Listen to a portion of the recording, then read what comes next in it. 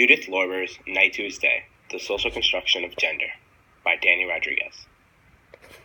Gender discrimination is a definition which society gives to men and women, otherwise there is not a big deal for women and men to make differences between each other.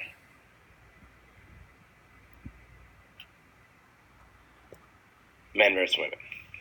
Some say humans vary from each other since birth, and others argue that women and men are both creatures, but society makes them the norms that cause differences from each other. The way that men are supposed to act is only because of the way society wants them to act. It has nothing to do with the way they are built as a human being.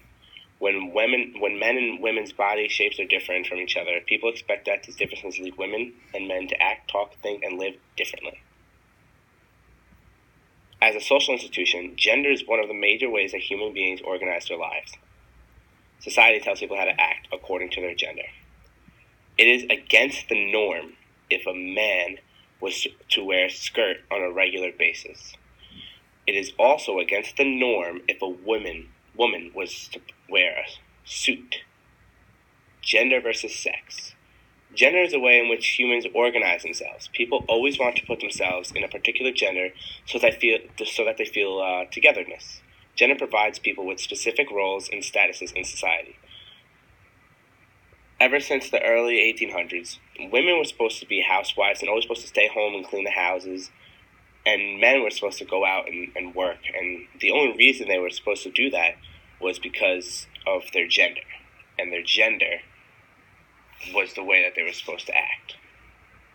But sex is the difference, it's a physical difference in men and women's bodies due to differences in gene and chromosomes. It is about the physical attraction and appearance.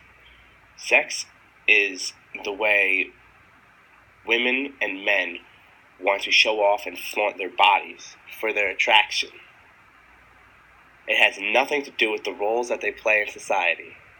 It only has to do with their physical attributes. With the way men want to look strong and women want to look sexy is all about sex. Gender is not natural, but is nurtured by society. Judith Lorber supports this by saying the devaluation of women and the domination of men has social function and a social history. It is not the result of sex, procreation, anatomy, hormones, and genes predisposition. By this, she is saying that gender is not a result of nature. It is a social structure which reinforces men and women's differences by a constant process of learning and teaching.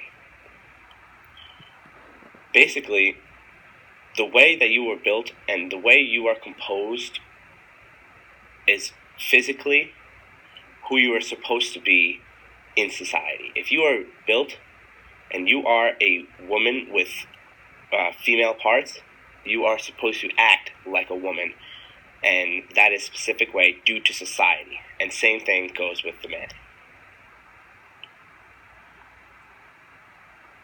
To conclude, there is a difference between sex and gender.